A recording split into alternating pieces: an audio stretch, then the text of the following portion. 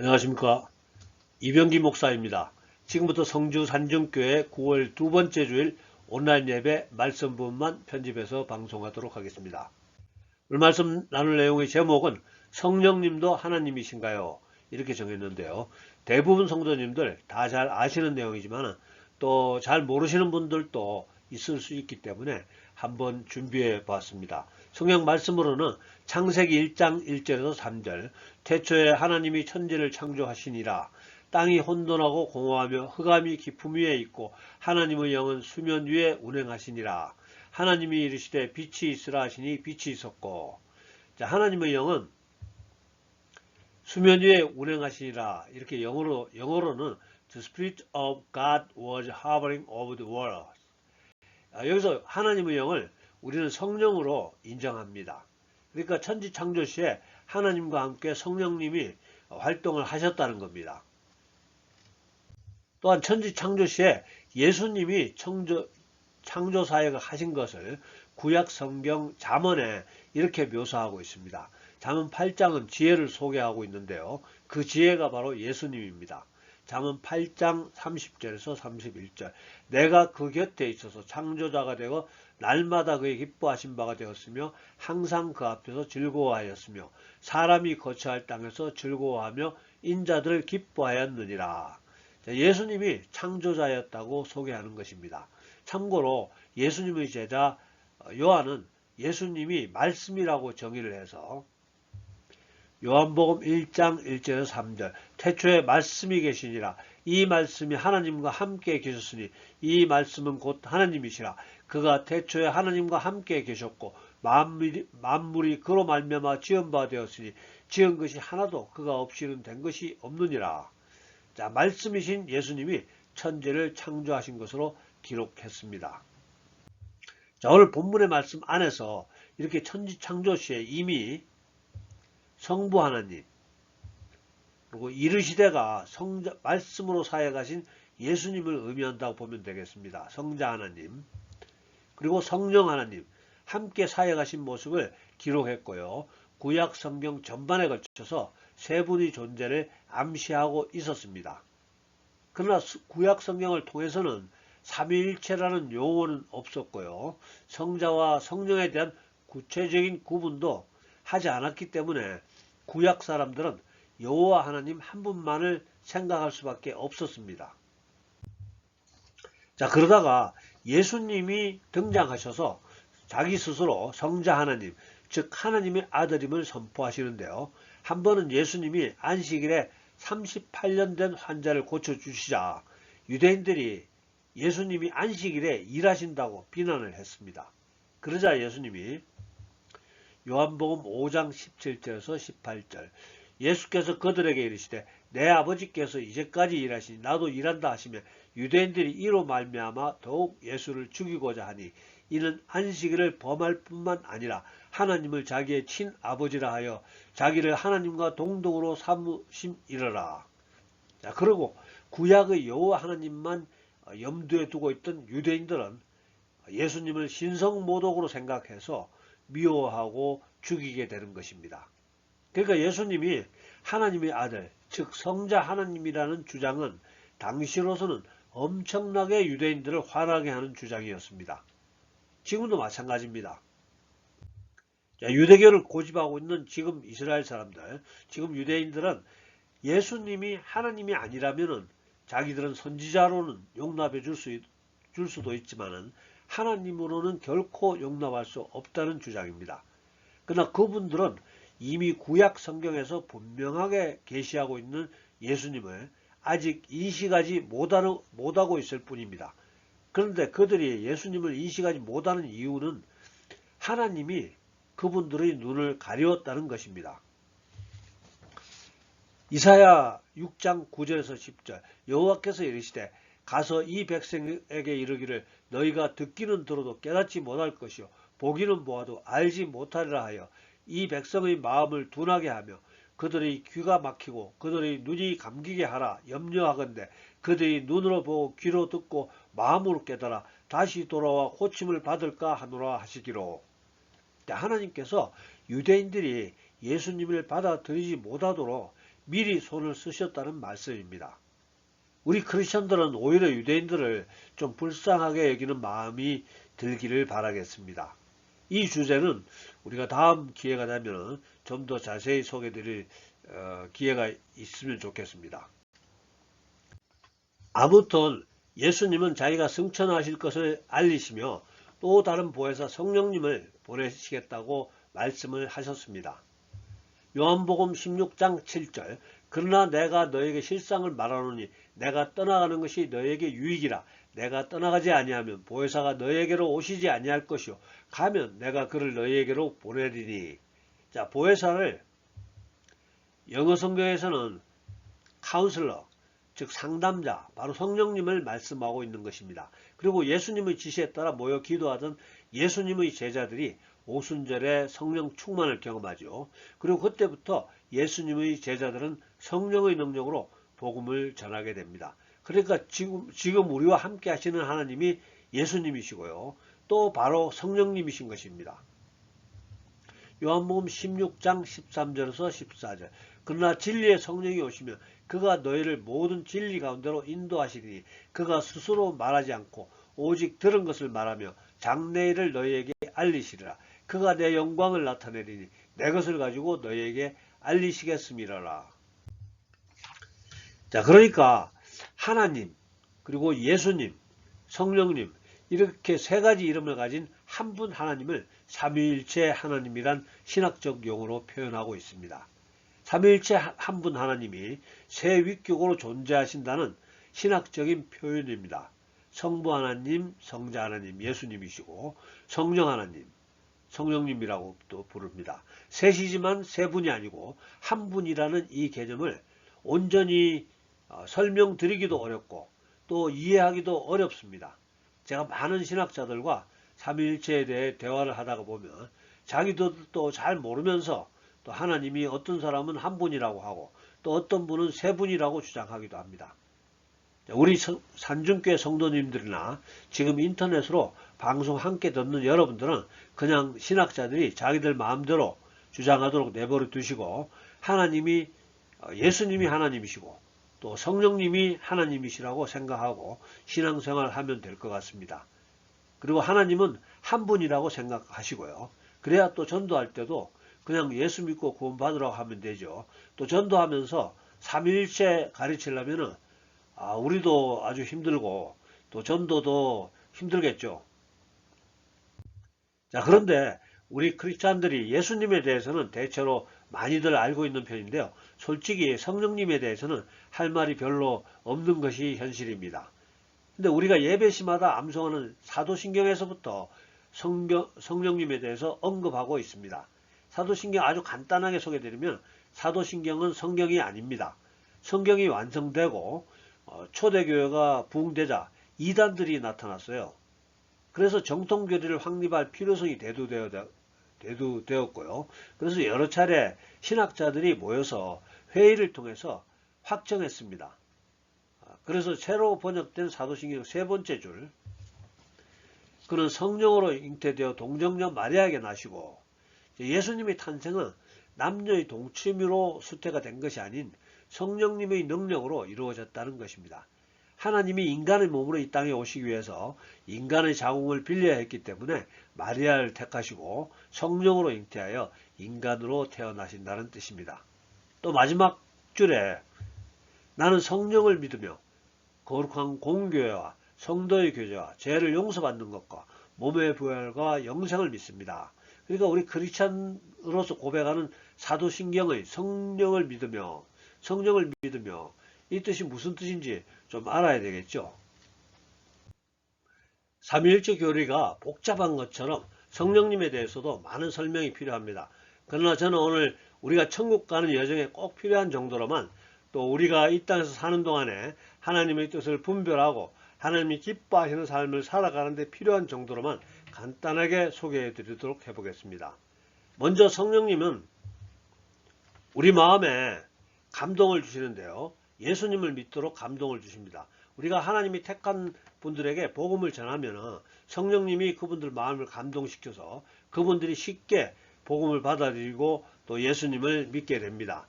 요한복음 16장 8절에서 9절로 그가 와서, 즉 보혜사 성령님이 와서 죄에 대해서, 의에 대해서, 심판에 대해서 세상을 책망하시라. 죄에 대해서라 하면 그들이 나를 믿지 아니하며, 즉 성령님이 택하신 자의 마음을 예수 믿지 않으면 견딜 수 없게 만든다는 뜻입니다. 그러니까 예수 믿는 사람들은 이미 성령님의 말씀에 순종하고 있다고 보면 되겠습니다.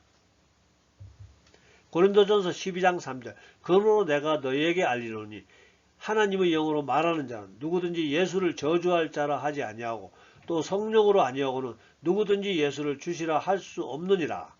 예수님을 향해서 주여 이렇게 외칠 수 있는 분, 즉 예수님을 마음의 주인으로 생각하시는 모든 분들은 이미 성령님의 감동하심에 순종하고 있다는 것이죠. 또한 예수 믿는 사람들 속에는 성령님이 계시다는 것입니다. 로마서 8장 9절, 만일 너희 속에 하나님의 영이 거하시면 너희가 육신에 있지 아니하고 영에 있나니 누구든지 그리스도의 영이 없으면 그리스도의 사람이 아니라. 그러니까 교회에 다니는 사람 중에서 진짜 성도님들은 다 성령님이 그분들 속에 계신다는 겁니다. 근데 마음에 잔잔한 감동을 주시는 것보다 또 보다 강렬하게, 보다 분명하게 성령님을 경험하는 경우도 아주 많이 있습니다. 사도시대에 베드로가 어느 날 성령의 감동으로 로마 군대의 백부장 고넬료라는 사람의 집에 가서 복음을 전한 적이 있었습니다. 그리고 그때 이야기를 자기 동료들에게 이렇게 이야기를 합니다. 사도행전 11장 15절에서 16절, 내가 말을 시작할 때 성령이 그들에게 임하시기를 처음 우리에게 하신 것과 같이 하는지라. 내가 주의 말씀에 요한은 물로 세례를 베풀었으나 너희는 성령으로 세례를 받으리라 하신 것이 생각난노라. 즉 베드로가 말씀을 전하자 자기들이 오순절 마가다락방에서 경험했던 그 놀라운 성령 충만을 거기 임함으로 인해서 베드로가 로마 사람들도 성령 세례를 받는구나 이렇게 신기하게 생각했다는 겁니다. 그러니까 이때까지는 예수님의 제자들도 이방인들은 성령 충만을 받을 수 없다고 오해하고 있었습니다. 근데 이때 고넬료의 집에서 복음을 듣던 사람들이 성령 충만을 받고 방언을 말했다고 성경은 기록하고 있습니다. 자, 방언은 성령 충만을 받을 때 나타나는 현상 중에 여러 가지 현상 중에 하나인데요. 또 방언은 믿는 자들에게 주시는 표적 중에 하나입니다. 예수님이 승천 직전에 주신 말씀인데요. 마가복음 16장 17절에서 18절, 믿는 자들에게는 이런 표적이 따르리니 곧 그들이 내 이름으로 귀신을 쫓아내며 새 방언을 말하며 뱀을 집어올리며 무슨 독을 마실지라도 해를 받지 아니하며 병든 사람에게 손을 얹은 적 나으리라 하시더라. 즉 믿는 자들에게 주시는 표적이 모두 초자연적인 표적인데요. 우리 한국 기독교는 지금 이런 표적을 보지 못해서 이 말씀의 해석에 아주 곤란한 입장에 있습니다. 그러나 예수님 승천 이후에 전개된 사도 바울의 전도사에게는 언제나 이 말씀에 적시된 초자연적인 표적이 동반되었습니다. 뿐만 아니라 죽은 사람도 살렸죠. 그리고 저는 지금도 가끔씩 아프리카나 동남아에서 헌신적으로 선교하시는 선교사들로부터 그런 초자연적인 간증을 듣게 됩니다. 여러분들도 관심 가지고 찾아보면 그분들의 간증 많이 있습니다. 예를 들어서 아프리카 모잠비크 여성 선교사 하이디 베이커라는 분의 이야기, 유튜브에 하이디 베이커 사랑이 광건하시도다 이렇게 클릭하면은 아주 재미있는 내용을 시청할 수 있고요. 또 장요나 선교사를 클릭하면은 이분의 신비스러운 간증도 많이 들을 수 있습니다. 아무튼 믿는 자들에게 주시는 이 같은 표적은 우리처럼 복음은 받아들였지만은 예수님의 마지막 명령, 가서 전도하는 그런 사역에 온전히 반응하지 않는 사람들에게는 잘 나타나지 않는 것 같습니다. 자, 우리가 온전히 하나님 말씀에 순종을 하면 표적을 볼 수 있다는 예수님 말씀이죠. 사도행전 1장 8절, 오직 성령이 너에게 임하시면 너희가 권능을 받고 예루살렘과 온 유대와 사마리아와 땅끝까지 이르러 내 증인이 되리라 하시니라. 즉 예수님의 명령에 순종해서 모든 것을 버리고 아프리카나 동남아로 선교 사역을 위해 가게 되면 이와 같은 초자연적인 기적을 볼 수 있다는 겁니다. 자, 방언에 대해서 부정적인 인식을 가진 분들을 염두에 두고 조금 더 설명드리겠습니다. 방언뿐 아니라 성령님이 우리에게 주시는 은사는 결코 우리가 그 은사를 받을 자격이 있다고 해서 받는 것이 결코 아닙니다. 고린도전서 12장 7절 각 사람에게 성령을 나타내시면 유익하게 하려 하심이라. 하나님이 택하사 예수 믿게 된 사람이 신앙생활 하는 중에 믿음이 잘 들어오지 않을 때 방언이 터지게 되면 신기하게 생각이 들고 성령님에 대해서 보다 쉽게 이해를 하고 믿음의 진보를 이루게 된다는 겁니다.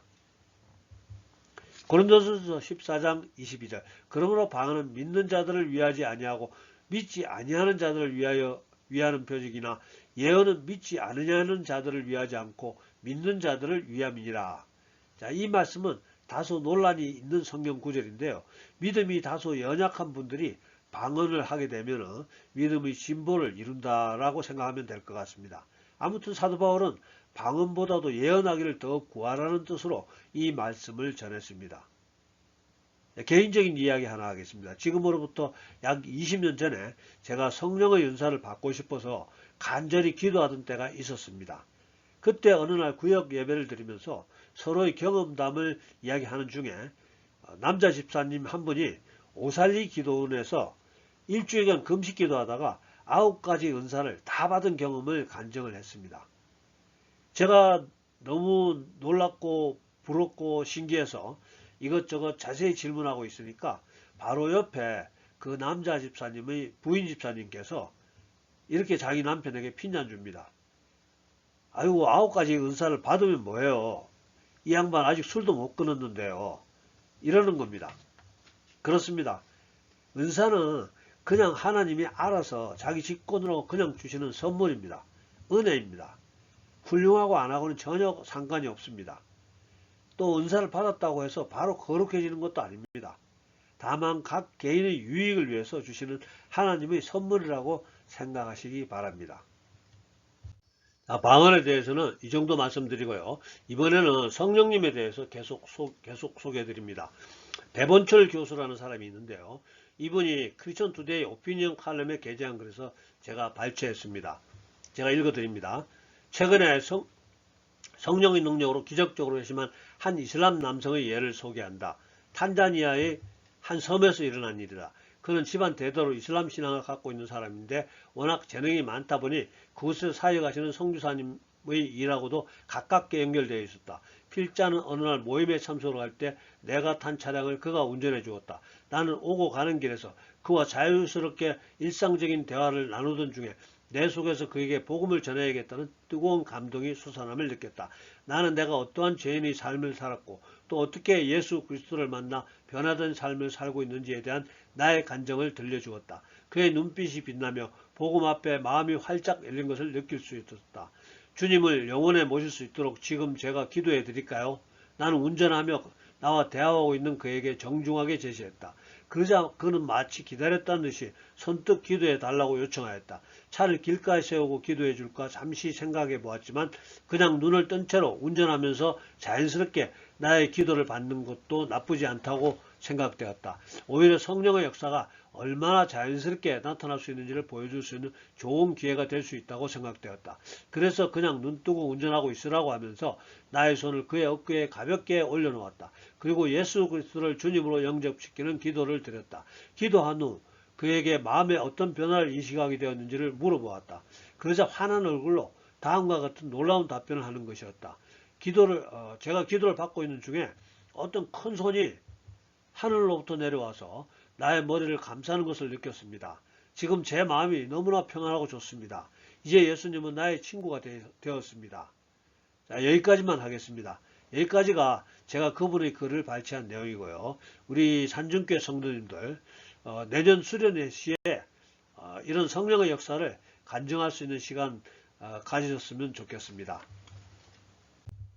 자, 오늘은 이 정도에서 말씀을 정리하겠습니다. 성령도 하나님이신가요? 이런 제목으로 말씀 전했고요. 맞습니다. 성령님도 삼위일체 하나님 중의 한 분 성령 하나님이십니다. 지금 우리와 함께 하시는 하나님은 우리 속에 계신 성령 하나님이십니다. 고린도전서 6장 19절 너희 몸은 너희가 하나님께로 받은 바 너희 가운데 계신 성령의 전인 줄을 알지 못하느냐. 우리 속에 성령 하나님이 자리 잡고 계시고요. 우리에게 감동으로 말씀하고 계십니다. 성령 하나님의 음성에 귀 기울이시는 신앙생활을 할 수 있기를 기대하고요.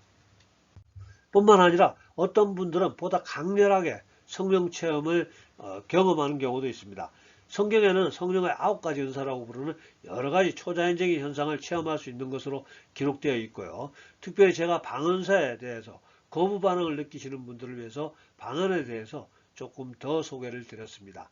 방언도 다른 은사와 마찬가지로 자격이 있어서 은사를 받는 것이 아니고 오직 하나님의 직권으로 하나님이 그분에게 그 은사가 필요하다고 판단하셔서 주신다는 것을 소개했습니다. 또한 지금도 성령님이 주시는 초자연적인 여러가지 놀라운 은사가 아프리카나 동남아처럼 오지 선교지에서는 분명히 나타나고 있음을 또한 소개해드렸고요.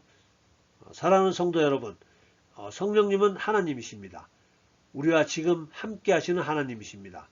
우리의 남은 날이 언제나 함께 하시는 하나님, 즉 성령님과 동행하며 성령님의 인도함을 받아서 세상을 이기는 승리자의 삶을 살아갈 수 있기를 예수님 이름으로 축복합니다. 기도하겠습니다. 사랑과 은혜 풍성하신 아버지 하나님, 오늘도 사랑하는 주의 자녀들 택하시고 부르시고 함께 말씀을 나눌 수 있게 하심을 감사합니다. 오늘 삼위일체 하나님에 대해서, 특별히 성령 하나님에 대해서 말씀 나눌 수 있었기에 감사합니다. 우리가 이렇게 매주 하나님을 예배하는 것 자체가 우리가 우리 속에 계신 성령님의 음성에 순종하고 있다는 것을 또한 알게 되어 감사합니다. 바라옵기는 우리 속에 계시는 성령님의 잔잔한 감동뿐 아니라 오순절 마가다락방에서 제자들이 경험했던 놀라운 성령 체험, 그리고 또 백부장 고넬료의 집에 임하셨던 놀라운 성령 체험을 매주 함께 하나님 찬양하며 사모하는 우리에게도 허락하여 주시옵소서. 우리들도 예수님의 제자들처럼 성령의 능력으로 복음을 전하며 예수님의 이름을 높여 드릴 수 있는 능력 있는 삶을 세상 사람들에게 보여줄 수 있도록 은혜를 더하여 주시옵소서. 성령으로 기름 부어 주시옵소서. 능력 있는 크리스찬으로서 살아갈 수 있도록 축복하여 주시옵소서. 지금은 우리 구주 예수님의 은혜와 아버지 하나님의 극진하신 사랑과 성령님의 감동과 아마 교통하심이 오늘 예배에 참석한 우리 모두에게, 또 우리들의 가정과 일터와 성민은 교회 위에 지금부터 영원토록 함께하여 주시옵기를 간절히 축원하옵나이다. 아멘. 네, 감사합니다. 할렐루야. 다음 주에 뵙겠습니다.